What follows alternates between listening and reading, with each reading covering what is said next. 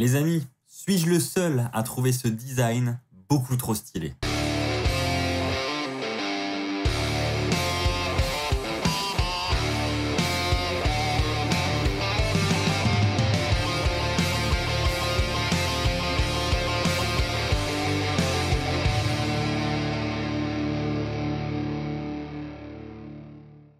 Bonjour à toutes et à tous les amis, c'est Axel de la chaîne YouTube WWFan France. On se retrouve comme chaque semaine pour les résultats et la review de SmackDown. Le dernier SmackDown avant Extreme Rules, c'est parti, on commence avec le premier. Et pour commencer les amis, nous allons parler du titre intercontinental avec notre champion Shinsuke Nakamura qui affronte Apollo Crews dans une sorte de revanche pour le titre, avec du côté de Nakamura, Rick Boogs aux abords du ring et du côté de Apollo Crews, le commandant Aziz. Et justement, les deux managers vont se prendre un petit peu la tête à l'extérieur. On a d'ailleurs une attaque de Rick Boogs sur le commandant Aziz qui va d'ailleurs distraire évidemment Nakamura et Apollo Crews. Et Nakamura va surprendre Apollo Crews avec un roll-up pour la victoire, pour conserver sa ceinture. C'est vrai que j'ai trouvé ça un petit peu dommage, une fois de plus, de terminer ce match de championnat sur un roll-up. Et voilà, c'est la mode du moment, hein, les roll-up, le retour des roll-up, surtout dans les matchs de championnat, ça fait vraiment plaisir. Pour le prochain point, je vais parler de Seth Rollins, et donc on a la réponse, hein, depuis la semaine dernière, on sait que Rollins veut Edge.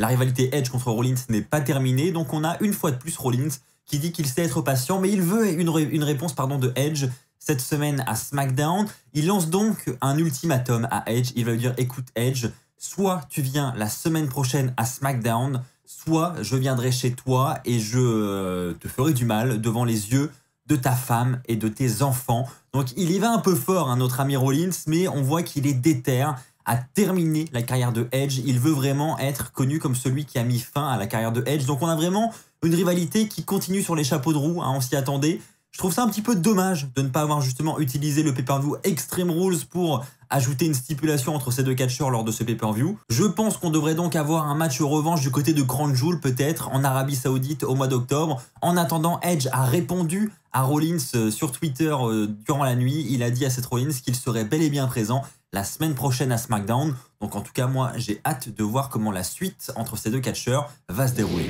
Parlons maintenant de ce petit match entre Zelina Vega et Liv Morgan. Alors ça fait toujours plaisir de voir Liv Morgan, je trouve, sur les rings de la WWE. Elle a une belle pop de la foule et puis voilà, dans le ring, franchement, elle est très divertissante et j'aimerais bien qu'elle fasse partie des futures challengeuses à ce titre féminin. Ça me ferait vraiment plaisir perso. Et on avait Carmella qui était évidemment aux abords du ring pour commenter le combat, puisque je vous rappelle que Carmella affrontera Liv Morgan à Extreme Rules ce dimanche. Et donc, bah évidemment, Carmella était là pour distraire Liv Morgan durant le match et à la fin du combat, effectivement, elle va la distraire. Zelina Vega, à la fin du combat, va enchaîner avec un code red pour la victoire. Victoire de Zelina Vega, mais qui va se faire un petit peu oublier pour le coup parce que le spotlight va, malgré cette victoire, être axé sur Carmella et sur Liv Morgan. On a une Liv Morgan qui est dégoûtée, une Carmella qui se moque un petit peu de Liv Morgan. Donc voilà, on nous tease le match de Extreme Rules. Je vais pas vous mentir, même si j'aime beaucoup Liv Morgan, c'est pas le match que j'attends le plus sur la carte, mais ça j'en parlerai avec vous dans ma vidéo prono. Les amis, faisons un petit point sur Happy Corbin qui fait son entrée, voilà, toujours aussi joyeux, hein, donc il a des vêtements de luxe et tout, il se la raconte, la vie est belle, et donc il revient sur ce qui s'est passé la semaine dernière avec Kevin Owens, etc. Donc il va encore une fois provoquer un petit peu Kevin Owens. Kevin Owens va vouloir intervenir une fois de plus, sauf que cette fois-ci, il va se faire attaquer par quelqu'un. C'est Riddick Moss qui va attaquer Kevin Owens avec l'aide de Corbin et ça va se terminer avec un double chokeslam sur les escaliers à l'extérieur. Là encore, on a une rivalité qui se profile entre Kevin Owens et Happy Corbin avec Riddick Moss qui va venir se greffer peut-être à tout ça, peut-être une future association avec Happy Corbin. Donc voilà, j'ai pas plus d'avis que ça pour l'instant. On n'a pas de match d'officialisé pour Extreme Rules, donc je ne sais pas si on aura le droit à un match au prochain pay-per-view. En attendant, bon, voilà, c'était un segment lambda de SmackDown, rien d'exceptionnel dans ce segment. On enchaîne très rapidement avec un match entre Nikki ASH et Natalya. Je vous rappelle que Nikki ASH et Rhea Ripley sont devenues les nouvelles championnes ce lundi à Raw. Et donc, elles sont là à SmackDown. Donc, ça fait plaisir déjà de les voir du côté du show bleu avec ces ceintures. Revoir enfin ces titres remis en avant. Et bon, bah malheureusement, le match ne sera pas terrible. Ça va se terminer une fois de plus avec un roll-up sur Natalya. Victoire de Nikki ASH suite à un roll-up. Ce qui va être intéressant, c'est après le match, on a l'arrivée de Shotzi Blackheart et de Tegan Nox qui vont venir lancer un missile directement dans la face de Nikki ASH et de Rhea Ripley. Et de l'autre côté du ring, on a Tamina et Natalya qui sont encore présents. Donc on voit que on a deux équipes qui tournent autour de ces titres féminins par équipe. Et c'est une bonne chose. Je suis pour être honnête, hein, beaucoup plus du côté de Tegan Nox et de Shotzi Blackheart. Je pense que là, on pourrait vraiment avoir un très beau programme. Mais faut avouer que déjà, ça fait plaisir de voir plusieurs équipes autour de ce titre et de voir que, voilà, on a quand même l'impression qu'ils veulent les remonter un petit peu et les sortir un peu de l'eau, on va pas se mentir, et ça, c'est une bonne chose. Petit segment en coulisses, j'en parlais avec vous lors du dernier épisode de WWE News. Rey Mysterio et Dominic pourraient entrer en rivalité, et j'ai l'impression que petit à petit, on commence à placer les pions justement pour en arriver là. On a un petit segment où Rey Mysterio lui dit, voilà, la semaine dernière, t'as encore échoué, mais il faut que tu te ressaisisses, machin. Et Dominic Mysterio va dire à son père, écoute, honnêtement, je vais te le dire cash, si tu n'avais pas été aux abords du ring à me donner des conseils, à m'influencer, etc., je pense que je les aurais gagnés tous ces combats. Donc en gros, tu m'étouffes, c'est trop. On a ensuite Sami Zayn qui va s'incruster, qui va dire, Dominic, t'inquiète, je suis pas là pour rechercher la merde.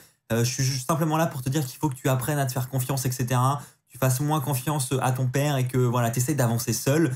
Donc voilà, je sais pas ce que vous en avez pensé, mais moi perso, ça me fait quand même penser à un petit heel turn qui se prépare et une petite rivalité entre Dominic et Rey Mysterio. Et honnêtement, j'en ai déjà parlé, mais moi je serais plutôt pour cette rivalité. Les amis, parlons maintenant rapidement de Naomi qui est en pseudo-rivalité avec Sonya Deville puisqu'elle fait son entrée, elle prend le micro, elle dit qu'elle est prête pour son match de ce soir, machin. Ça fait des semaines et des semaines, hein, pour rappel, qu'elle essaie d'obtenir un match à SmackDown, mais elle n'y arrive pas. Et donc là, cette semaine, on a Sonya Deville qui va arriver, qui va dire à Naomi, stop, tu te crois où, tu n'as pas de match ce soir. Tu peux retourner en coulisses. Et Naomi lui dit, ah, n'importe quoi, pourquoi tu veux pas me donner de match? Elle comprend pas. Et donc, elle dit qu'elle pourrait même battre Sonya Deville dans le ring. Et donc, elle l'invite pour un combat. Mais Sonya Deville va lui dire, écoute, moi, je ne combats plus, je suis une officielle maintenant. Je vais appeler la sécurité et ils vont embarquer. Donc, la sécurité arrive et ils évacuent Naomi. Et le segment se termine là-dessus. Donc, je pense qu'on va arriver tout de même à un match Sonya Deville-Naomi. Je pense que ça va finir par arriver. Je ne vois que ça. Sinon, je ne vois aucun intérêt à empêcher Naomi d'avoir un combat. Au contraire, hein, c'est une excellente catcheuse et j'ai vraiment hâte de la revoir de retour sur les rings personnellement. Donc c'est vrai qu'une petite rivalité avec Sonya Deville, pourquoi pas. Et enfin les amis, pour terminer, avant de passer au flop et top de la soirée, je vais parler de ce qui s'est passé avec Roman Reigns. Donc ça va être un petit peu le fil rouge de la soirée. En début de soirée, on a Montesford qui va dire en interview que Roman Reigns, que plutôt les Usos, pardon, sont les chiennes de Roman Reigns dans The Bloodline. Et donc on a Paul Heyman qui va faire un petit peu le rapporteur auprès de Roman Reigns. Il va dire, voilà, écoute, ils ont dit ça sur les Usos. Et Roman Reigns, ça ne va pas lui convenir, évidemment. Il va dire, écoute, je veux l'affronter dans un match 1 contre 1 ce soir en main event. Et Paul Heyman veut dire, écoute, t'as un match contre Finn Balor juste après, à Extreme Rules, c'est pas raisonnable, machin. Il y a Roman Reigns qui va tourner sa tête vers Paul Heyman en mode, mais de quoi tu te mêles? Et Paul Heyman va dire, ok, je vais officialiser ça avec Adam Pearce et Sonya Deville. Et donc le combat va ensuite être officiel. Donc on arrive à ce combat en main event de la soirée. Honnêtement, je m'attendais à un squash. Et au final, c'était plutôt équilibré. Donc c'était un bon main event. Ça fait plaisir aussi de voir parfois Roman Reigns en action du côté de SmackDown. Donc là, ça faisait vraiment plaisir. Il va terminer ce match avec une guillotine pour la victoire. Et après le combat, les Usos vont arriver.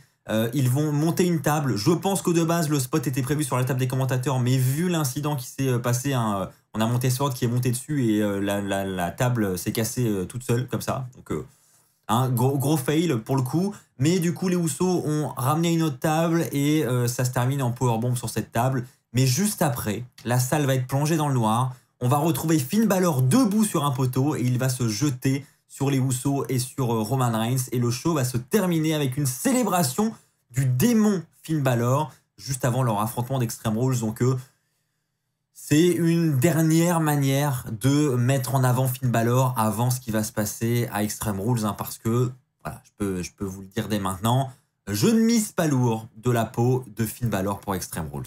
Mais en attendant les amis, quoi qu'il en soit, j'ai trouvé que c'était un bon segment et un bon match à SmackDown du côté du titre universel cette semaine. Les amis, passons maintenant au flop de la soirée.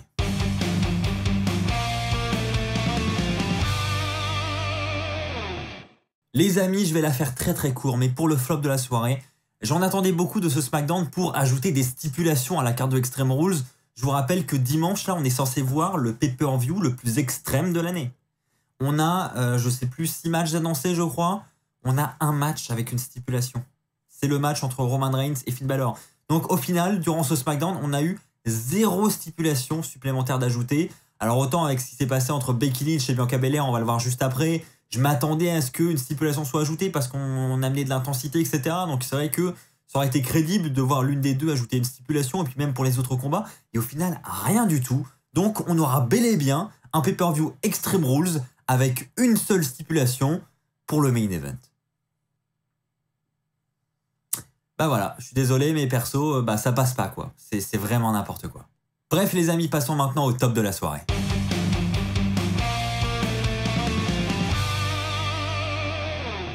Les amis, pour le top de la soirée, je vais parler de cet opener avec Becky Lynch qui va faire son entrée, suivi de Bianca Belair et de ce speech entre les deux.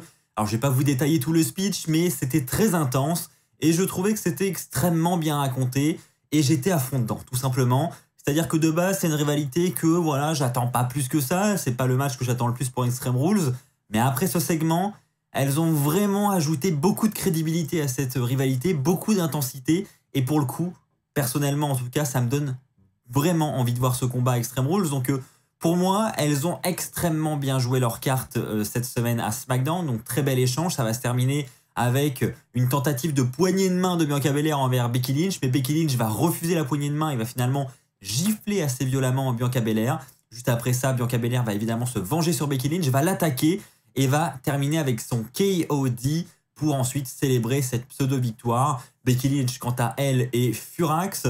Elle aura un autre petit segment en coulisses durant la soirée où elle ne mettra pas cher de la peau de Bianca Belair pour Extreme Rules. Bref, une rivalité très intense et c'était selon moi le top de SmackDown cette semaine et c'était ce qu'il fallait retenir.